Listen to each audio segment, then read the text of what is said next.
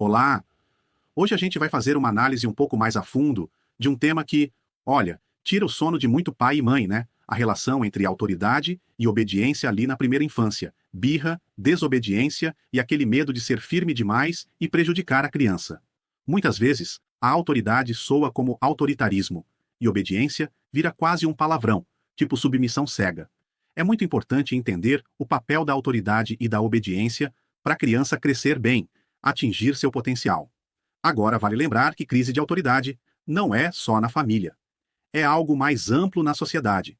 Tem uma corrente de pensamento que vê a autoridade como o contrário da liberdade. E liberdade seria tipo independência total, fazer o que der na telha. E isso tem raízes em ideias que surgiram depois das grandes guerras. Alguns pensadores associaram estruturas familiares muito rígidas com o surgimento de regimes totalitários. Só que, uma coisa é a dinâmica de autoridade política entre adultos. Outra coisa, bem diferente, é o papel da autoridade na formação de uma pessoa, de uma criança. E confundir essas duas coisas gera insegurança nos pais.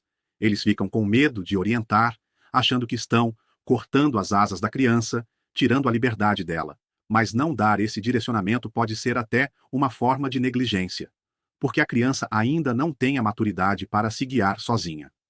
A origem da palavra autoridade vem do latim autoritatis, que por sua vez vem de augere.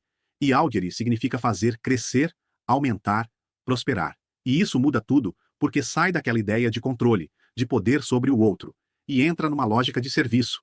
Autoridade vista como um serviço para o bem da criança. Como os pais geraram a vida, eles têm o dever de ajudar a preservar essa vida e fazê-la florescer. E a criança, por outro lado, teria o direito de receber essa ajuda. Mas, Carlos, como funciona isso na prática? Na prática, essa autoridade que visa o crescimento tem primeiro uma função de proteção.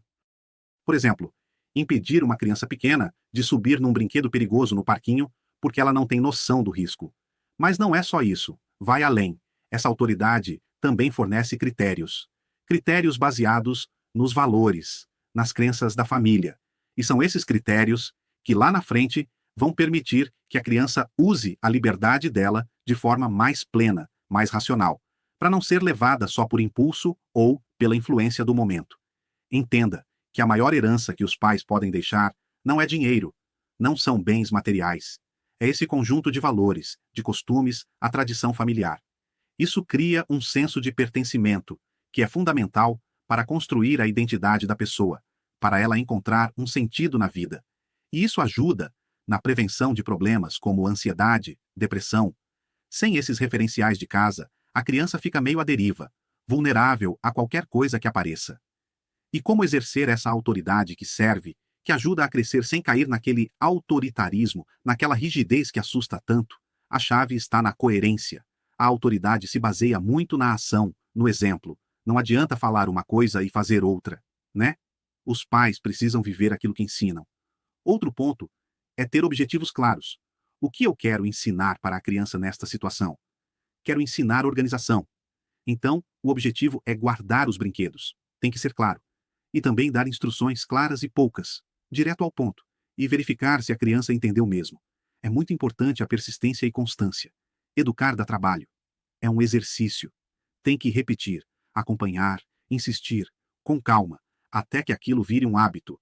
Não dá para só mandar fazer uma vez e achar que resolveu. Infelizmente, nessa parte da persistência, é onde muita gente se esgota. E aí vem aquelas estratégias mais comuns, tipo ameaçar ou dar recompensa. É totalmente desaconselhável fazer ameaças condicionais. Aquele se você não fizer X, por quê? Porque isso já meio que dá a opção de desobedecer. A criança pode pensar, então eu posso escolher não fazer e só pagar o preço. E se a ameaça não for cumprida, pior ainda porque aí a autoridade vai por água abaixo. Da mesma forma, deve-se evitar recompensas o tempo todo.